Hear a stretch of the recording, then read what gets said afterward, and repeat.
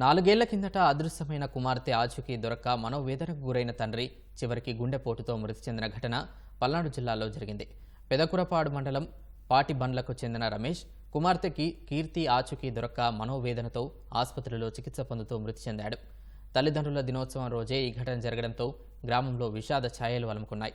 2020 October 26న పుట్టినరోజు నాడే ఇంటి ఆవరణలో ఆడుకుంటూ పాప అదృశ్యమైందని కీర్తి తల్లి లక్ష్మి తెలిపారు. తప్పిపోయిన రోజు గ్రామంలో సీసీటీవీ కెమెరాలు పరిశీలించారు. పోలీసులకు ఫిర్యాదు చేశారు. పిల్లలను కిడ్నాప్ చేసే ముఠాలను విచారించారు. ఈ కేసు విచారణలో ఉండగానే 3 సీఐలు 3 ఎస్ఐలు బదిలీ అయ్యారు. అయినా ప్రయోజనం దక్కలేదు. కీర్తి ఆచూకీ కోసం రమేష్ బంధుమిత్రులు సొంత డబ్బులు ఖర్చు పెట్టుకుని ఉమ్మడి గుంటూరు జిల్లా మొత్తం వెతికారు. పాప క్షేమంగా ఉండాలని సర్వమత ప్రార్థనలు, ర్యాలీలు నిర్వహించారు. గత ఏడాది ఆగస్టు 2న యువగలం పాదయాత్రలో భాగంగా పెదకురపాడుకు వచ్చిన నారా లోకేష్కు తమ గోడు వెళ్లబోసుకున్నారు.